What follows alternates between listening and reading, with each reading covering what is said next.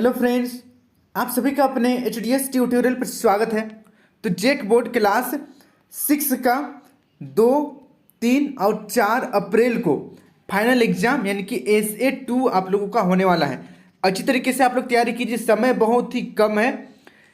यहाँ पर मैं आप लोगों को सोशल साइंस यानी कि सामाजिक विज्ञान का very very very important question बताने वाला हूँ। जितना भी क्वेश्चन यहाँ पर मैं बता रहा हूँ सभी बहुत ही ज़्यादा इंपॉर्टेंट है। अच्छी तरीके से सभी क्वेश्चन को आप लोग याद कर लीजिएगा, जिससे कि आपका अच्छा मार्क्स आ सके। और अपने सभी दोस्तों के साथ वीडियो को शेयर कर दीजिएगा ताकि उन्हें भी इस वीडियो का लाभ हो सकेगा। और बाकी सब्जेक्ट का मैं इंपॉर्टेंट क्वेश्चन नीचे डिस्क्रिप्शन में उसका लिंक दे दूंगा। बाकी सब्जेक्ट का इंपॉर्टेंट क्वेश्चन अपलोड हो चुका है, नीचे डिस्क्रिप्शन में लिंक मिल जाएगा, जाकर जरूर देखिएगा और अच्छी तरीके से सभी क्वेश्चन को याद कर लीजिएगा। तो चलिए बिना देर के हम लोग क्वेश्चन की ओर बढ़ते हैं। अपने सभी दोस्तों के साथ वीडियो को शेयर कर दीजिए। देखिए क्वेश्चन है, सही विकल्प का चयन करें। सही विकल्प का चयन करें। पहला नंबर देखिए, इतिहास एक प्रयास है। पहला ऑप्शन है वर्तमान को जानने का, दूसरा ऑप्शन है अतीत को समझने का, तीसरा ऑप्शन है समस्या को परखने का, चौथा ऑप्शन जीवन जीने का। तो इतिहास, इतिहास किस चीज को समझने का प्रयास है? अतीत को समझने का प्रयास है। ऑप्शन नंबर दूसरा बिल्कुल सही हो जाएगा। अब बढ़ते हैं नेक्स्ट अगला सेकंड नंबर की ओर। गंगा नदी के दक्षिण में नदियों के आसपास का क्षेत्र काल में किस नाम से जाना जाता था? यानी कि गंगा नदी के दक्षिण में नदियों के आसपास का क्षेत्र पहले किस नाम से जाना जाता था? देखिए प्राचीन काल में, ठीक है, प्राचीन काल में किस नाम से जाना जाता था? पहला ऑप्शन है मगध, दूसरा ऑप्शन है सिंध, तीसरा ऑप्शन है कलिंग, चौथा ऑप्शन है बंग प्रदेश। तो इसका सही आंसर हो जाएगा ऑप्शन नंबर पहला, मगध के नाम से जाना जाता था। तो इसको आप लोग याद कर लीजिएगा, इंपॉर्टेंट क्वेश्चन है। फिर देखिए नेक्स्ट अगला तीसरा नंबर का क्वेश्चन है, ऋग्वेद के कितने मंडल हैं? ऋग्वेद के कितने मंडल हैं? पहला ऑप्शन है 5, दूसरा ऑप्शन है 4, तीसरा ऑप्शन है 8, चौथा ऑप्शन है 10। तो इसका सही आंसर हो जाएगा ऑप्शन नंबर चौथा, 10। ऋग्वेद के 10 मंडल हैं। इसको आप लोग याद कर लीजिएगा, इंपॉर्टेंट क्वेश्चन है। फिर देखिए नेक्स्ट अगला 4 नंबर, ऋग्वेद की रचना किस ईस्वी में हुई है? पहला ऑप्शन है 1500 ईस्वी पूर्व, दूसरा ऑप्शन है 1000 ईस्वी पूर्व, तीसरा ऑप्शन है 1200 ईस्वी पूर्व, चौथा ऑप्शन है 800 ईस्वी पूर्व। तो इसका सही आंसर हो जाएगा ऑप्शन नंबर पहला, 1500 ईस्वी पूर्व ऋग्वेद की रचना हुई है। इसको आप लोग याद कर लीजिएगा, इंपॉर्टेंट क्वेश्चन है। अब बढ़ते हैं नेक्स्ट अगला 5 नंबर का क्वेश्चन है, प्राचीन काल में आग जलाने के लिए किस पत्थर का प्रयोग होता था? प्राचीन काल में आग जलाने के लिए किस पत्थर का प्रयोग होता था? पहला ऑप्शन है बलुआ पत्थर, दूसरा संगमरमर पत्थर, तीसरा चकमक पत्थर और चौथा काला पत्थर। तो इसका सही आंसर हो जाएगा ऑप्शन नंबर तीसरा, चकमक पत्थर। चकमक पत्थर का उपयोग आग जलाने में किया जाता था। फिर देखिए नेक्स्ट अगला 6 नंबर, जिस स्थान पर मानव रहते थे वह स्थान को कहा जाता था? जिस स्थान पर मानव रहते थे उस स्थान को क्या कहा जाता था? पहला ऑप्शन है आवासीय स्थल, दूसरा पर्यटक स्थल, तीसरा धर्म स्थल, चौथा खनन स्थल। तो इसका सही आंसर हो जाएगा ऑप्शन नंबर पहला, आवासीय स्थल कहा जाता था। तो इसको आप लोग याद कर लीजिएगा, इंपॉर्टेंट क्वेश्चन है। अब बढ़ते हैं नेक्स्ट अगला 7 नंबर की ओर, सिकंदर कहाँ का राजा था? चलिए बताइए, कमेंट कीजिए जल्दी से, सिकंदर कहाँ का राजा था? पहला ऑप्शन है कैलिफोर्निया, दूसरा ऑप्शन है मेसिडोनिया, तीसरा ऑप्शन है कंधार और चौथा ऑप्शन है अरब। तो इसका सही आंसर हो जाएगा ऑप्शन नंबर दूसरा, मेसिडोनिया। सिकंदर मेसिडोनिया का राजा था। अब बढ़ते हैं नेक्स्ट अगला 8 नंबर की ओर। 8 नंबर का क्वेश्चन है, तक्षशिला वर्तमान में कहाँ स्थित है? तक्षशिला वर्तमान में कहाँ स्थित है? पहला ऑप्शन है हिंदुस्तान में, दूसरा पाकिस्तान में, तीसरा अफगानिस्तान में, चौथा बलूचिस्तान में। तक्षशिला वर्तमान में पाकिस्तान में है। इसको भी आप लोग याद कर लीजिएगा, इंपॉर्टेंट क्वेश्चन है। पूरे विश्व का पहला विश्वविद्यालय का नाम है तक्षशिला विश्वविद्यालय। इसके बाद नालंदा विश्वविद्यालय, फिर विक्रमशिला विश्वविद्यालय का स्थापना किया गया, जो कि पूरे विश्व में प्रसिद्ध थे। अब बढ़ते हैं नेक्स्ट अगला क्वेश्चन, देखिए 9 नंबर, सम्राट अशोक के राज्य की राजधानी थी। सम्राट अशोक के राज्य की राजधानी क्या थी? कलिंग, मगध, वैशाली या पाटलिपुत्र? तो इसका सही आंसर हो जाएगा ऑप्शन नंबर चौथा, पाटलिपुत्र। पाटलिपुत्र, इसको आप लोग याद कर लीजिएगा। अब बढ़ते हैं नेक्स्ट अगला 10 नंबर की ओर। 10 नंबर का क्वेश्चन है, सूर्य से पृथ्वी पर प्रकाश आने में कितना समय लगता है। यहाँ पर सूर्य है, अगर सूर्य से रोशनी यानी कि प्रकाश आएगा, पृथ्वी है, तो पृथ्वी तक पहुंचने में कितना समय लगेगा। पहला ऑप्शन है 8 मिनट, दूसरा 8 घंटा, तीसरा 8 सेकंड, चौथा इनमें से कोई नहीं। तो इसको आप लोग याद कर लीजिएगा, बहुत ज़्यादा इंपॉर्टेंट क्वेश्चन। ऑप्शन नंबर पहला सही हो जाएगा। 8 मिनट समय लगता है सूर्य की किरण को पृथ्वी तक आने में। अब बढ़ते हैं नेक्स्ट अगला 11 नंबर। पृथ्वी को कौन सा ग्रह कहते हैं। पृथ्वी को कौन सा ग्रह कहते हैं। हरा ग्रह, नीला ग्रह, पीला ग्रह, इनमें से कोई नहीं। तो चलिए आप लोग कमेंट करके बताइएगा पृथ्वी को कौन सा ग्रह कहते हैं। बहुत इजी क्वेश्चन है, नीचे कमेंट कीजिए। अगर नहीं पता है तो कमेंट चेक कीजिएगा, पता चल जाएगा। जिसने भी कमेंट किया है आप लोगों को लाइक कर देना है। इजी क्वेश्चन है, इसलिए मैं इसे आप पर छोड़ दे रहा हूँ। अब बढ़ते हैं नेक्स्ट अगला 12 नंबर। पृथ्वी का अपने अक्ष पर घूमना खालिस्तान कहलाता है। पृथ्वी का अपने अक्ष पर घूमना खालिस्तान कहलाता है। पहला परिक्रमण, दूसरा घूर्णन, तीसरा परिभ्रमण और चौथा अनुकरण। तो इसका सही आंसर हो जाएगा ऑप्शन नंबर दूसरा, घूर्णन कहलाता है। इसको आप लोग याद कर लीजिएगा, इंपॉर्टेंट क्वेश्चन है। अब बढ़ते हैं नेक्स्ट अगला 13 नंबर की ओर। पृथ्वी को अपने अक्ष पर एक घूर्णन पूरा करने में खालिस्तान घंटे का समय लगता है। पहला ऑप्शन है 20 घंटा, दूसरा 12 घंटा, तीसरा 24 घंटा, चौथा 15 घंटा। तो इसका सही आंसर हो जाएगा ऑप्शन नंबर तीसरा, 24 घंटे का समय लगता है। अब बढ़ते हैं नेक्स्ट अगला क्वेश्चन 14 नंबर। मानचित्र कितने प्रकार के होते हैं। इंपॉर्टेंट क्वेश्चन है। मानचित्र कितने प्रकार के होते हैं। 4 प्रकार के, 3 प्रकार के, 5 प्रकार के या 2 प्रकार के। तो इसका सही आंसर हो जाएगा ऑप्शन नंबर दूसरा, मानचित्र 3 प्रकार के होते हैं। अब बढ़ते हैं नेक्स्ट अगला 15 नंबर की ओर। 15 नंबर का क्वेश्चन है, पृथ्वी के स्थल रूपों के मुख्यतः कितने भाग हैं। पृथ्वी के स्थल रूपों के मुख्यतः कितने भाग हैं। पहला ऑप्शन है 2, दूसरा ऑप्शन है 3, तीसरा ऑप्शन है 4, चौथा ऑप्शन है 5। तो इसका सही आंसर हो जाएगा ऑप्शन नंबर दूसरा, 3 प्रमुख भाग हैं स्थल का। इसको भी आप लोग याद कर लीजिएगा। पृथ्वी का स्थल 3 रूपों में विभाजित है। अब बढ़ते हैं नेक्स्ट अगला 16 नंबर। समुद्र तल से 200 मीटर से कम ऊंचाई वाले समतल भूमि को खालिस्तान कहते हैं। पहला ऑप्शन है पठार, दूसरा पर्वत, तीसरा मैदान और चौथा इनमें से कोई नहीं। तो इसका सही आंसर हो जाएगा ऑप्शन नंबर तीसरा, मैदान कहा जाता है। इसको आप लोग याद कर लीजिएगा, इंपॉर्टेंट क्वेश्चन है। देखिए, स्थल का 3 रूप, पहला पठार, दूसरा पर्वत, तीसरा मैदान है। इसको भी आप लोग याद कर लीजिएगा। हो सकता है नाम पूछ दे, जैसे कि यहाँ पर क्वेश्चन में कितना भाग है बस वो पूछा है, तो 3 सही आंसर हो जाएगा। तीनों का नाम क्या क्या है, पठार है, पर्वत है और मैदान है। अब बढ़ते हैं नेक्स्ट अगला क्वेश्चन की ओर 17 नंबर।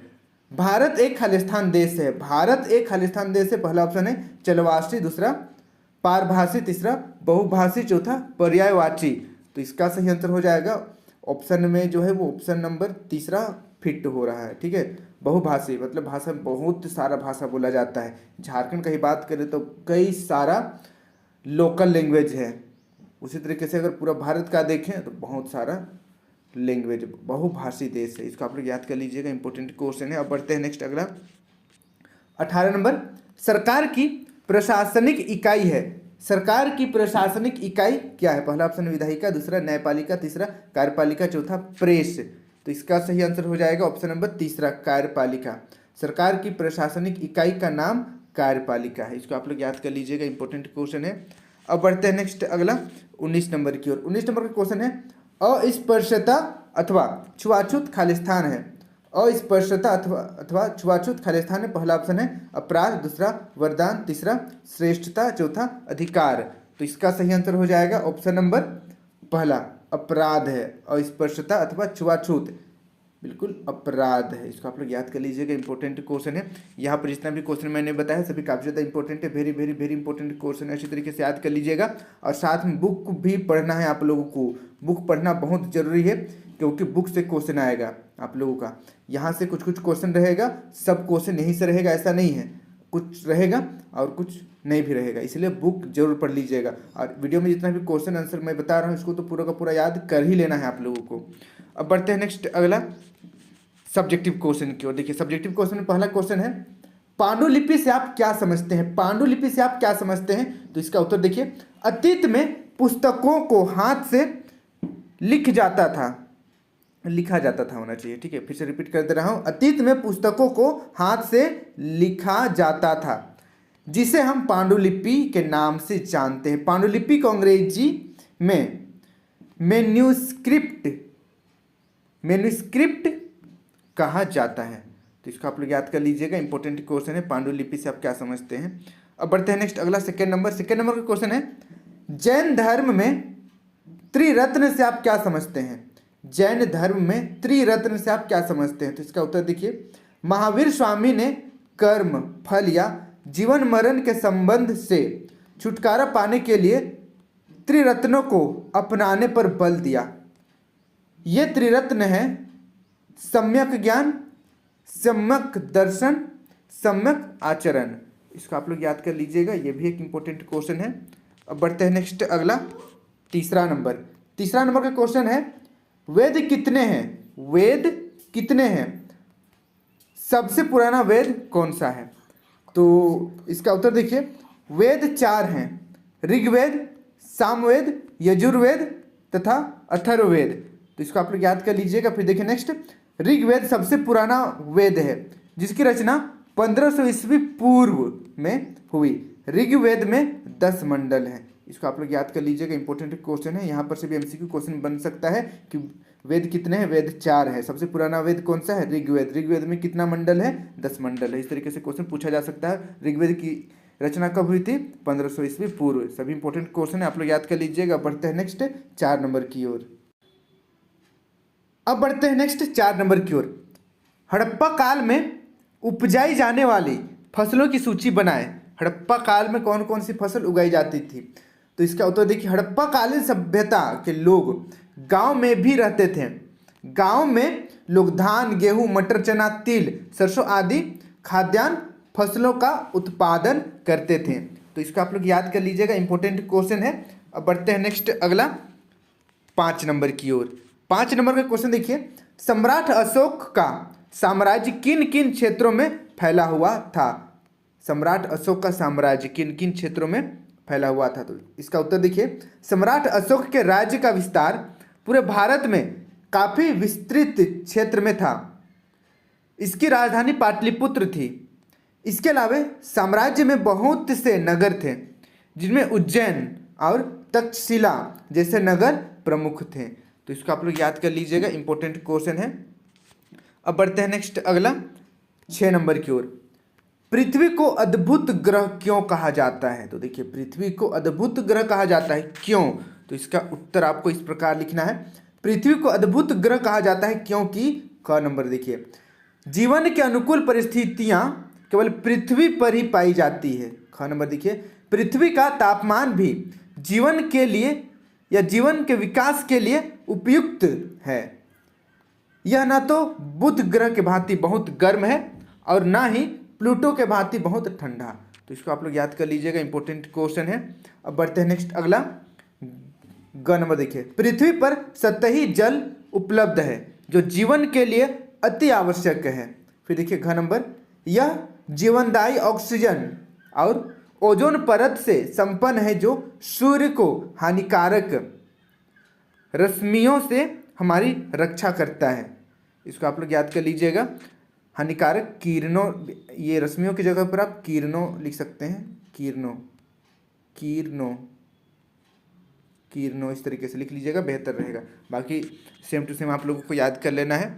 अब बढ़ते हैं नेक्स्ट अगला क्वेश्चन की ओर। 7 नंबर का क्वेश्चन देखिए, पृथ्वी की गति कितनी प्रकार की होती है, नाम लिखें। पृथ्वी कितने प्रकार से घूमती है। देखिए, ये सूर्य है और ये हमारा पृथ्वी है जो कि पूरा इस तरीके से घूम रहा है या घूम रही है। तो पृथ्वी सूर्य के चारों ओर परिक्रमा करता है इस तरीके से, ये पहला। और दूसरा, अपने जगह पर भी छुक छुक छुक छुक छुक छुक छुक छुक घूमते रहती है, अपने जगह पर भी घूमती है। 2 गति है, ठीक है। पृथ्वी की गति 2 प्रकार की होती है, पहला घूर्णन, दूसरा परिक्रमण। घूर्णन के कारण दिन रात होता है, परिक्रमण के कारण मौसम बदलता है। अब बढ़ते हैं नेक्स्ट अगला क्वेश्चन की ओर। 8 नंबर देखिए, सूर्य पूरब में उगता है और पश्चिम में डूबता है, क्यों। चलिए बताना है, सूर्य पूरब में ही उगता है, पश्चिम में ही डूबता है, क्यों। तो इसका उत्तर देखिए, पृथ्वी का अपने अक्ष पर घूमना ही घूर्णन कहलाता है। घूर्णन करते समय पृथ्वी पश्चिम से पूरब की ओर गति करती है। यह गति ठीक उसी प्रकार होती है जिस प्रकार लट्टू नाचता है। इस कारण से सूर्य पूरब में उगता है और पश्चिम में डूबता है। तो इसको आप लोग याद कर लीजिएगा, इंपॉर्टेंट क्वेश्चन है। अब बढ़ते हैं नेक्स्ट, अगला क्वेश्चन देखिए 9 नंबर। पृथ्वी पर कुल कितने महाद्वीप हैं? पृथ्वी पर कुल कितने महाद्वीप हैं? इनमें सबसे बड़ा महाद्वीप कौन सा है? तो इसका उत्तर देखिए, पृथ्वी पर 7 महाद्वीप हैं।